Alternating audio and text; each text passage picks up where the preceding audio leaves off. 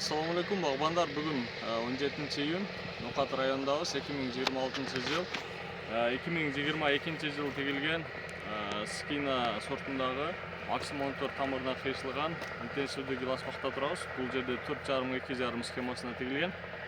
Бұйыл алғашқы жылы 2-2,5 метрге чейін мөмі бар. Скина сорты білесіздер, бұл Канаданың шүмділі көп, өзін өз шаңдата тұрған сорты.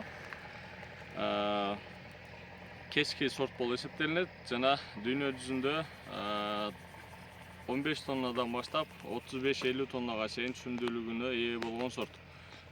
Скина сортунун боюнча эң үстөмдүүлүктөрүн айтсак, бул өзгөчөлүк жери ичи каралыгы.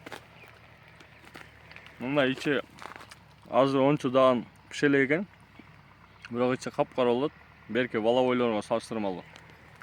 Андан кейін катуулугу боюнча сабагы бир аз кыскараак, 2,5 сантиметрдин аралыгында. Азыр калибрга койгондо мына 28ге түшпөй атат. Бул азыр 29-30да турат.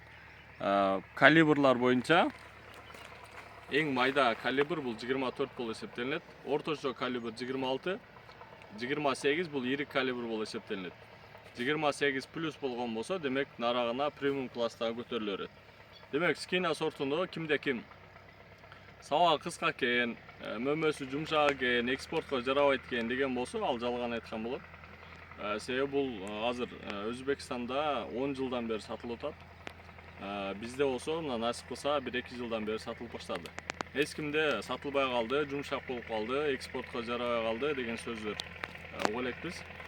Ошон үчүн скина сорту боюнча толук обзор берип өтөлү дедик.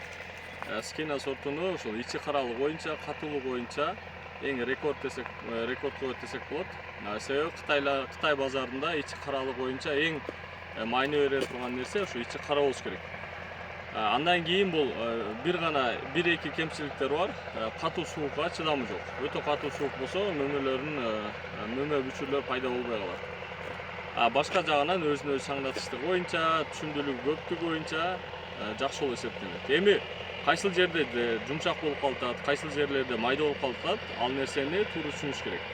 Эгерде кеч пыша турган сортту өтө эрте пыша турган ысык жерге тигип койсоңуздар, мөмөсү майда болуп, жумшак болуп калат. Мөмө майда болбош үчүн биз эмне кылышыбыз керек? Кеч пыша турган зоналарда биз кальций беребиз, гибрилин беребиз, мөмөлөрдүн катуулугун ашырыш үчүн. Ошон үчүн мөмө жемиштерди жетиштире албастан туруп, мөмөгө айып коюштук бул чоң ката болуп эсептелет. Эгер мөмөлүү дарактарды туура башкарып, туура катуулантып, туура өстүрүп, туура климатка эге турган болсок, эч кандай көйгөй болбойт. Өзүбүз туура эмес ката кетирип алып, кандайдыр бир сортко туура эмес маалымат бериштик эң чоң ката болуп эсептелет. Ошон үчүн скина сорту боюнча ким экспортко жарабайт экен, жумшак экен, дагы бир нерсе экен деген жаман негативтерди айткандарга бул жооп катары айтып өтөбүз. Бул сорт дүйнө жүзүндө насип кылса эң жакшы сорттордон, Кыргызстанга дагы, Өзбекстанга дагы эң кеч пыша турган сорттордун эң жакшысы. Билесиздер, бизге ушул маалга чейин өзүнө чаңдатпаган Кордия, Регина, Зират, бир канча ысык жерлерге келип мөмө салбай аткан жерлерде ушул скина сорту мөмө салып келатат. Ошон үчүн бул ысыкка дагы тигилип келатат, салкынга да тигилип келатат. Кайсыл жер болбосун тандабастан мөмө бератат. Бир гана агротехникаларды туура эмес кылуу менен кебирлери мөмө майда болуп калышы мүмкүн, кебир жерде жумшак болуп калышы мүмкүн. Алда болсо, ошо кароочуга гана түздөн түз таасир бар. Ошон үчүн скина сортунда эч кандай маселе жок. Мына азыр өзүмдүн багымда турам. Бул жерде эч кандай гибрилин да чачылган жок, эч кандай кальций да берилген жок.